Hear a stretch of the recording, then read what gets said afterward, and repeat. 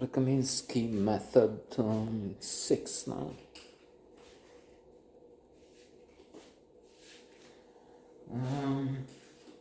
A comedy series, of course, one of the best, nominated for so many prizes, winner many prizes, Emmys and whatnot. But there's sadness playing over it now. Sandy has cancer. He went to the doctor and they found 2 spots. So there's that. Plus, there's this interesting insertion I kept mentioning into each episode of some acting from his acting class because Sandy is an acting coach, a bad actor to me. How can that be? I mean, you're unsuccessful as an actor, and then you teach. That's one of the jokes in there.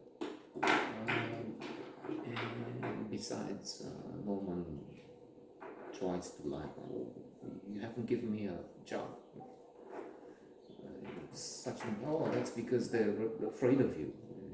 It's so scary with your teaching, and they don't want to.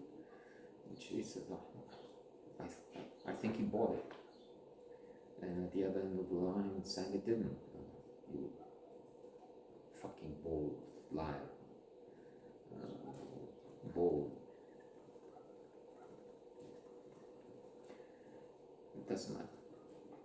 And now he's saying you have to play the truth. If it's a joke, you don't push it. What happens if it's falling flat? You've done your job. That's and so much more. It's very good, and it appeals to this cinephile because I also have an allergy to actors acting which is pushing over the top, which is excessive, which was quite a trend here and in movies I've seen with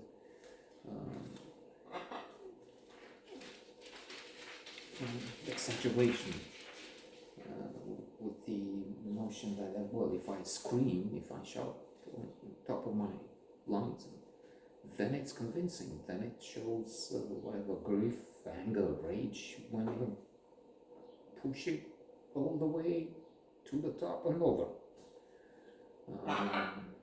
So I have an example,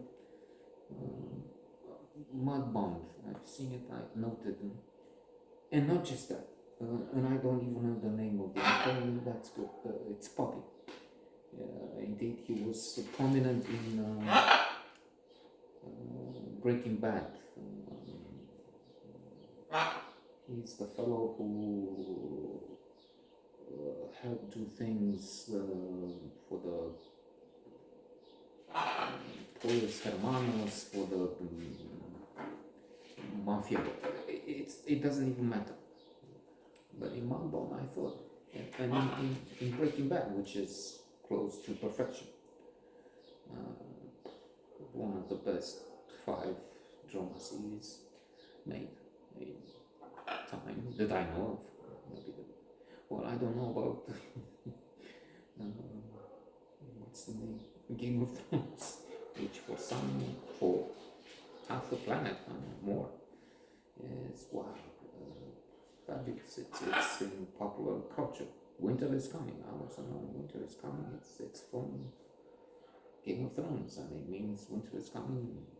Russians are already cutting down the gas. Who knows if we'll be here in winter, so we have to say goodbye.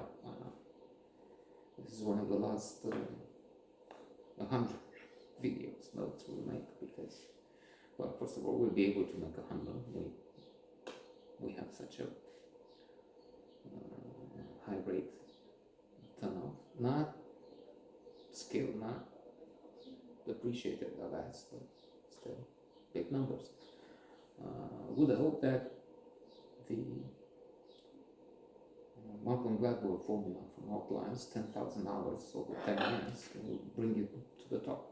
You have to have other ingredients, and clearly we're lacking. Besides, we're not making 3 hours of film every day. Thank God. Alhamdulillah. It's too much already. And it's not just that. Here we have, I have examples, but that's just like that. I have even a name that fits. It's the paradigm of opositor, of tiresome acting.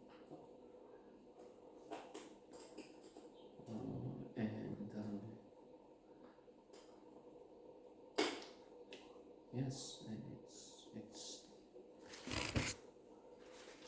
it's a wonderful series, and each episode, and this one here has, they touch on some important things, like 2.5 Men. Chuck Lorre, the creator, writer, director of this series, it's also been the one gave us 2.5 Men, which I also like. When Charlie Sheen is the ice cream cook, by the way, I mean, I can't stand him. That's biased, prejudiced. It's just, maybe he's even a good actor. I just don't like him at all. And of course, Chuck Lorre and Charlie Sheen had a clash. And Charlie Sheen is drinking, and so his life out of the set was, I don't know about now, disastrous. 5 stages of grief, denial, anger, and the jokes. I mean, Sandy, and I'm back in denial because Norman keeps pushing his buttons there. The Odd Couple comes to mind. Walter Matthau and Jack Lemmon. One of the best 100 comedies.